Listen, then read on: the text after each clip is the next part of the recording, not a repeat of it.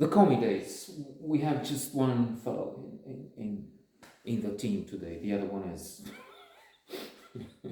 isolating himself in the other room. He has a thing now. He's into traveling. I don't know why, and I don't think he knows either. So Daniel, as I said, he is in the top 100 richest people here, and I don't know at what level he reached. He's into food, and that's always working. That's always in demand. And the funny thing, coincidence, when we started in 1990, after the revolution, I thought, food, let's do something. We opened something, limited.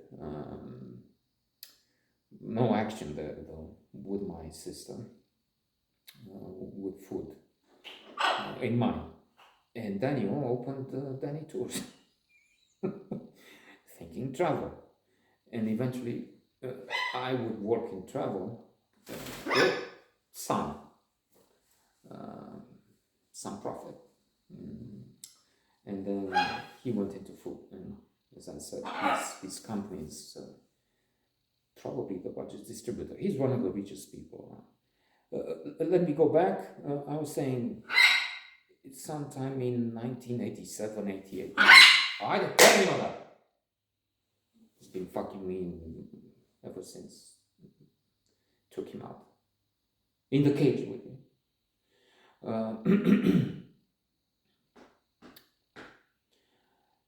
As a sort of an apprentice, and then I said 60 for me, 40 for you, 40%. We'll share the profits, and we'll do this on the side.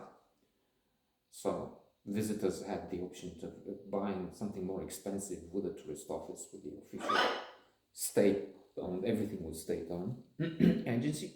But us, as private entrepreneurs, as dissidents, as rebels, and just people keen on profit, said, okay, you can go with us. And we asked $11. I mentioned, let's not repeat the episode. Funny and outrageous and dangerous, ultimately, as this was, to do something in parallel with the state. We made it even more exciting, more silly, really absurd, because we took them from Neptune with a TT car. I said, the bus driver said, no, I want an arm and a leg, more than we could charge the customers to move the bus as his share.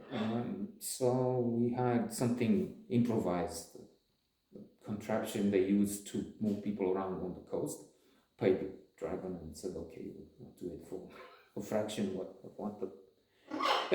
let me just put in something on bus drivers. The bus drivers were princes. They had this job all the time. They were permanently employed. We as guides, we were mostly, I think, 95% students and doing this on holiday and weekends, taking a day off. And this was a part-time job.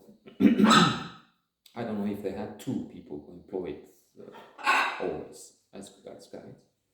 And they controlled the ropes in this business. They had a bus in which they could do some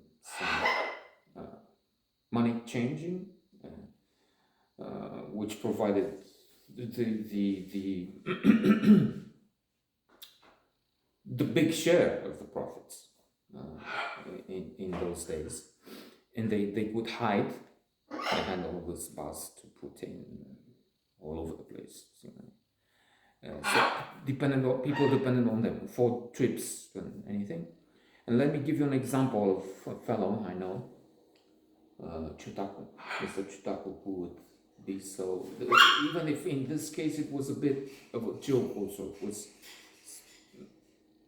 taking himself seriously and maybe not so much. He would go home and his wife would say, welcome home, Mr. Chutaku. Not a bow, but, or maybe even she would serve you dinner and say, yeah. You want a coffee, Mr. Chutaku? With this ritual, like he was Pasha, Sultan, without a harem. That's the wife. That's one. So that was with the drivers. Now, we did this thing.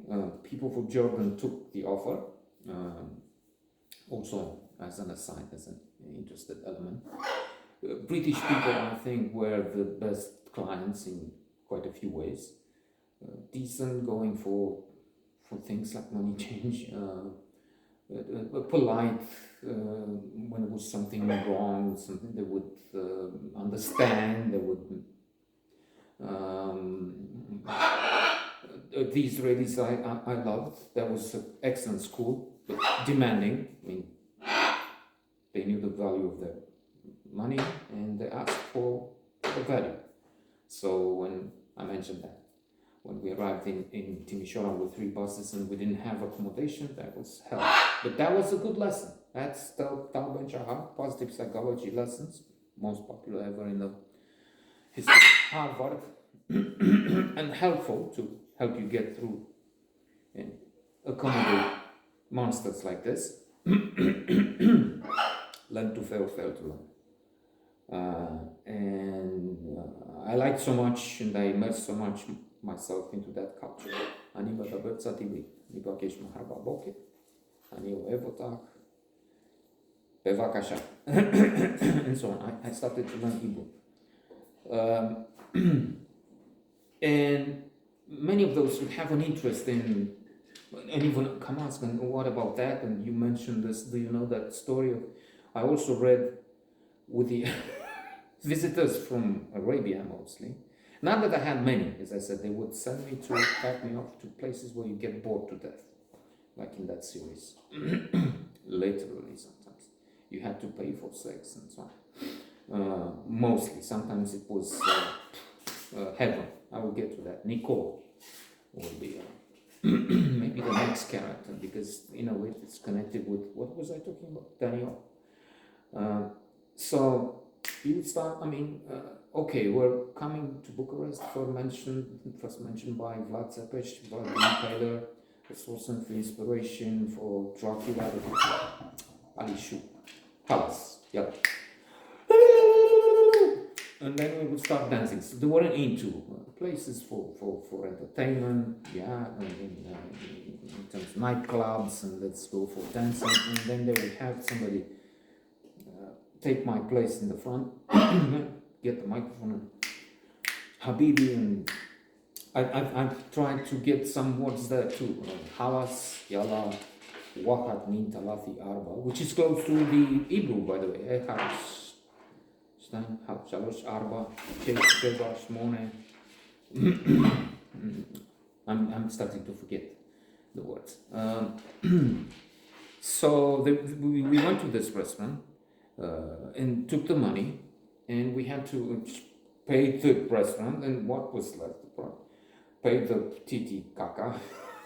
And we stopped somewhere at the train line, between the train line and the Ceausescu residence. The Ceausescu residence was there, so we were taking a gamble. Better near the Ceausescu residence, not at the gates, really. I don't think so.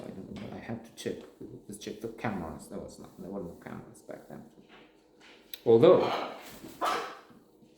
maybe around the residence, because we said that's bad. If we go to the amphitheater, there's no place around the lobby, or there wouldn't be people.